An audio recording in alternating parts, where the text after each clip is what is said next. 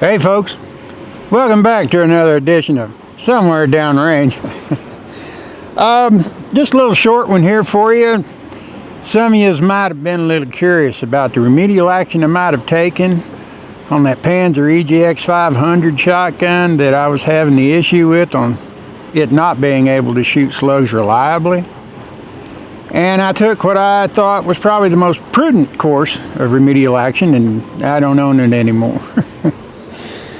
So I just had to dig off back into the back of the closet in the dark old corner and drag out some little gal I'm pretty damn sure will always do exactly what I want her to do every time I tell her to do it, regardless of what I throw in her, and that's my, I love these old Model 12s. And this Winchester Model 12 was made in 1951, and that's checked out with the Winchester sight. It's got that Weaver brake on it, what they called the Weaver choke, kind of like the Cuts or the Lyman was, a little smaller, more slimmer profile, sexy, sleek, like that. Just regular 2 3/4 inch gun, no 3-inch heavy duck loads or anything like that, but I guarantee you, if it's 2 3/4 inches, when I throw them in her, she shoots them. Now, it ain't quite as short as a Panzer EGX bullpup, and it ain't all plastic and tactical and railed up, but she's gonna do her job every time you pull the trigger, unlike that Turkish shotgun. So it's just a quick little vid. Gonna check out the patterning for the number 4 buck. I've got some new number 4 buck that I picked up. It's that Clever Mirage from Italy.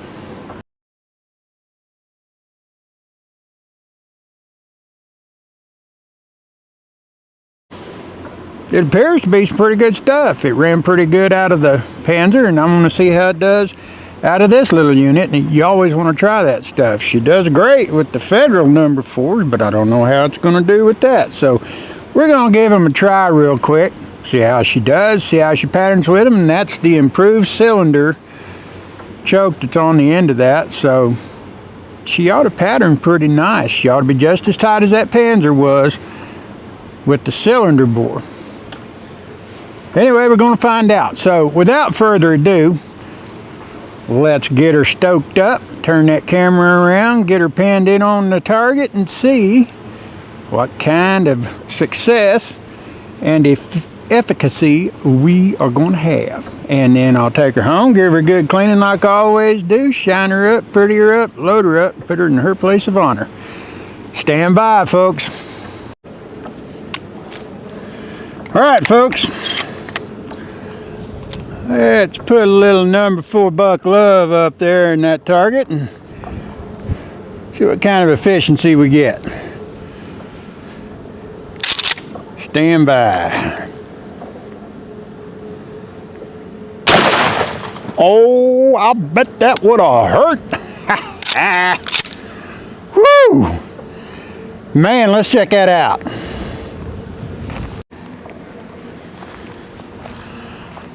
Yowza, yowza, yowza, I'm telling you what. That'll ruin your day faster than an ugly hooker on Saturday night. I'll tell you what, boys. Now, number 4 buck, this load, has 27 pellets. There are 10 pellets just on the periphery of this 8-inch splatter shot target, and the other 17 are fairly well, very decently, evenly spread about in what you might call the vital hit zone. And for the most part, this is a fairly concentric, fairly even all the way out to the edges. Really nice pattern. I guarantee you, pigs, coyotes, varmints, they ain't gonna survive that. Whew. Even the bad guy's gonna be having a bad day.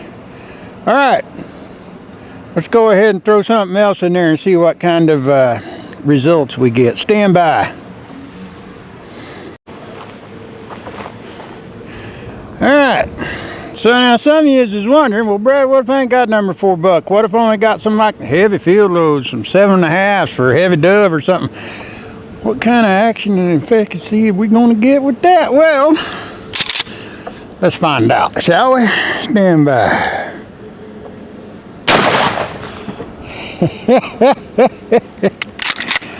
I'm going to say that 7.5 is going to run the living hell out of anything's day that you hit with it. Baby, I love this gun. You talk about a bird killing fool. Stand by. Oh, that's just mean. That's evil. That's pure evil. All right. As we can see, it just ain't a whole lot of black left on that target. And hopefully you can make out the detail if you're seeing this on a larger screen than your phone or an iPad. But once again, we have a very even, very well spaced, concentric edge to the pattern. We don't have a bunch of entropy off to one side or a whole bunch of pellets in one spot and a bunch of blank spots in another.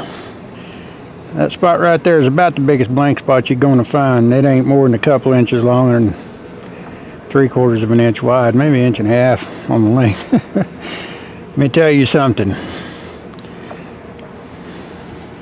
Them heavy 7.5s. Ow, boy, I wouldn't want to get hit with that. All right, stand by. All right, now I know what you're thinking. Brad, that's fine. You're just shooting a shot. One shot. Does it run? Hell yes, she runs.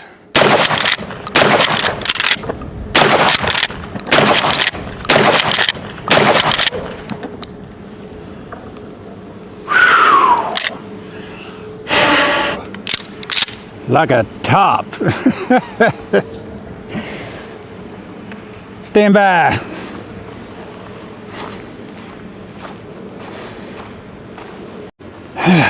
Alrighty. That's my little girl. Tell you what, you run these with professional purposes and efficiency, and these bad boys just go. They work good. And also, yes, this one does have the recoil sensitive inertia lock. You put a shell in there years ago, paper shells, they get wet, they soak up moisture. Sometimes it'd make them a dud, sometimes it'd make them a hang fire. And that was dangerous if you pulled up, fired, and immediately got a click and decided you would immediately shuck it out. About the time it opened up, it went boom. Yeah, bad day all around. These weapons have a safety mechanism that is built into them. If you own one of these and you drag it out and play with it, and then you won't go until you press that button, and then you click and you try to pump it and it won't pump, it's because you got to do this. Just push it till you hear it click. She come right back. All right, but tried and true, baby. Tried and true. You gotta love them. Winchester 12s.